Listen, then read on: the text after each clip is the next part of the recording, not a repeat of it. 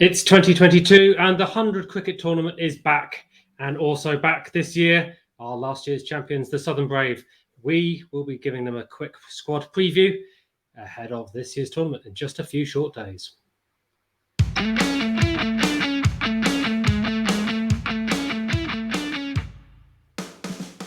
Welcome to the 100 Club. My name is Tom and I'm joined here by Rich, and we're going to have the first of our squad previews for the 2022 tournament here.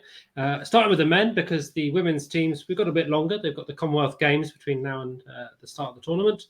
If you're new here, welcome. We love having you here. If you like what we do, then let us know by hitting the like button. That would be much appreciated. It helps with the YouTube algorithms.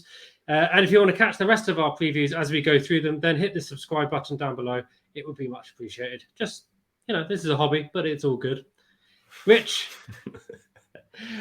welcome back. And are you excited about the prospect of seeing the Southern Brave defend their trophy? Tom, it feels like yesterday that we stood and watched James Vince hoist a giant H above his head at Lord's that passes for the 100 trophy.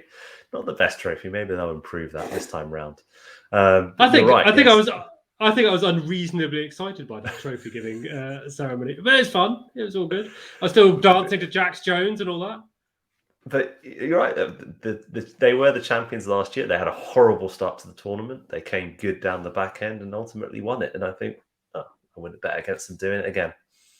Well, that is the question. So without further ado, let's have a look at the squad they're going to be trying to do that with.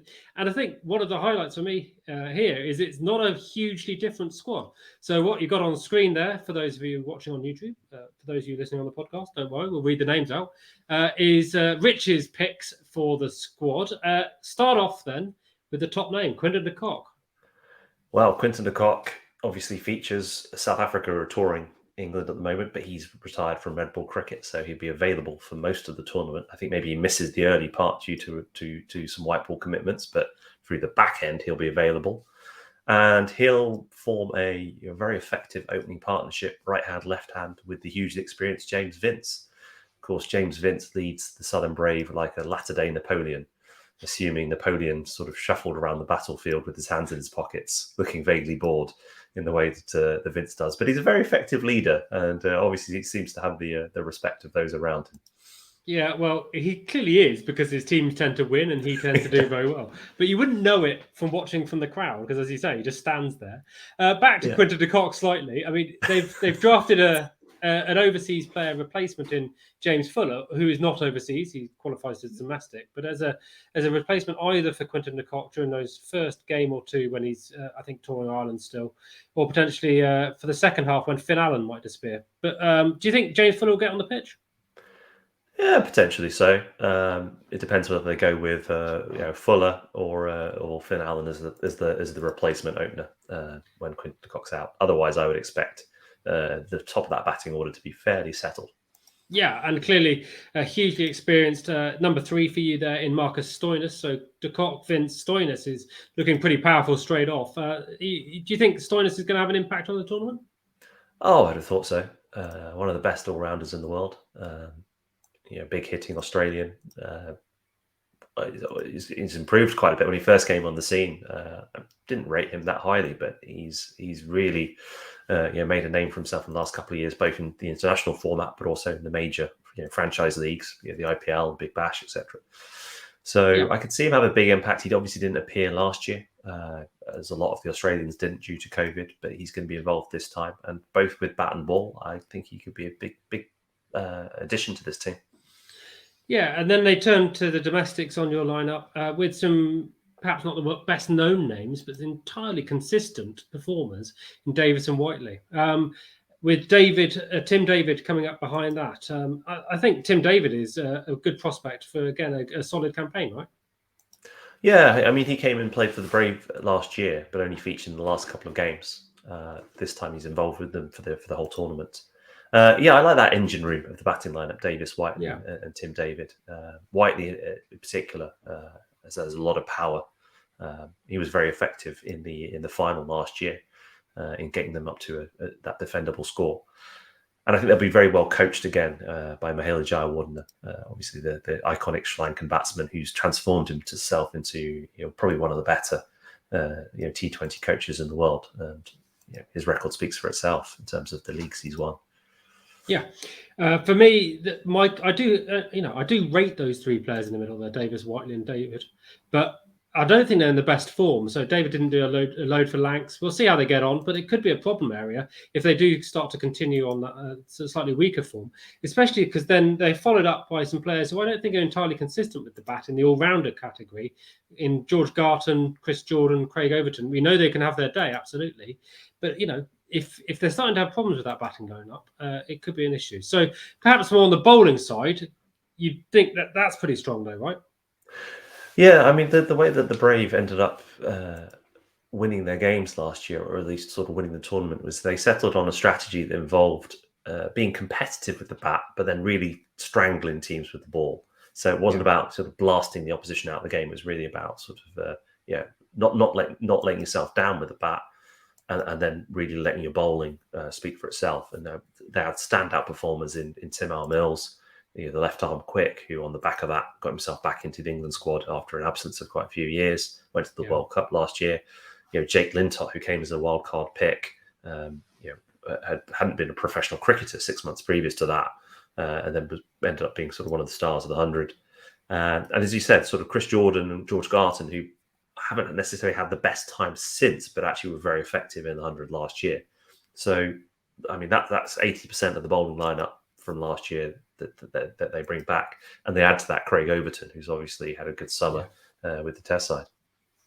Yeah, one player we won't be seeing in that bowling lineup, unfortunately, again, is Jofra Archer, whose injury woes continue. And I'm afraid probably not until the winter again, but it felt like we were saying that last year. Yeah, it's a challenge, and you look around the country at the minute, and it's a tale of fast bowlers just being unfit. Same issue for London Spirit. Mark Wood's unlikely to play. Ollie Robinson's unlikely to play for the Originals. It just seems very difficult to keep fast bowlers fit at the minute, and when they do have these injuries, it seems like their layoffs are longer and longer.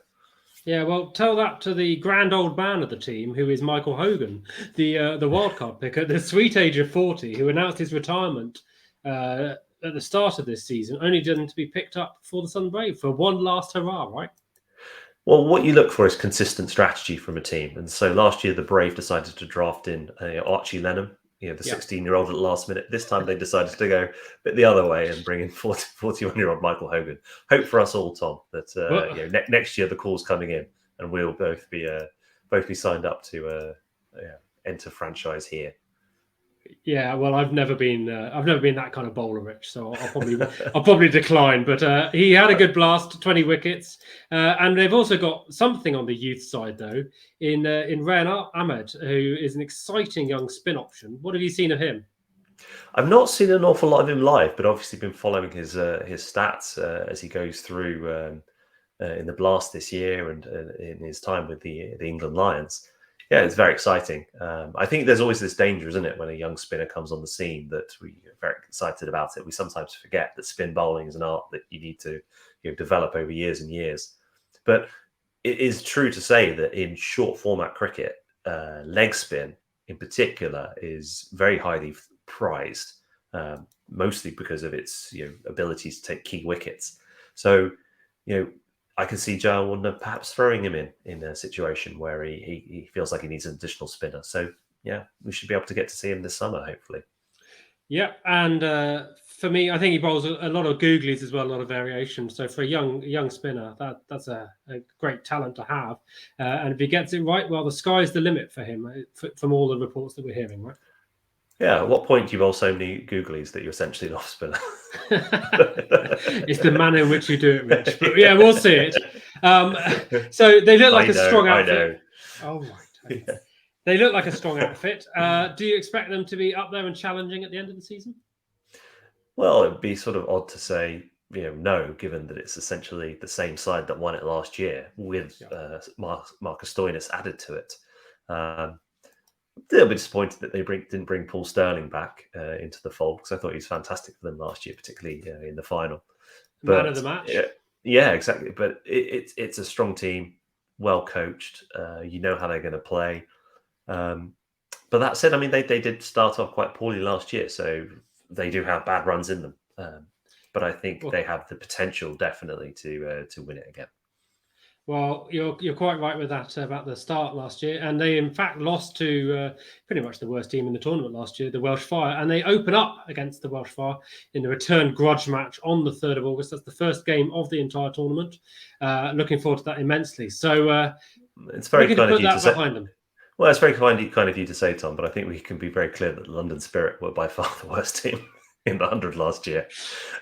Yeah, well, we'll talk about them at some point. But yes, very exciting. It's going to be Wednesday, 3rd of August, 7 o'clock at the Rose Bowl, I believe, which was somewhat of a fortress for the Brave last year. The fans down in Southampton sort of really took to the team. And I'd imagine they'll be looking to continue that when they start their campaign this time around. Although, of course, fair weather fans. That's what I'll call them.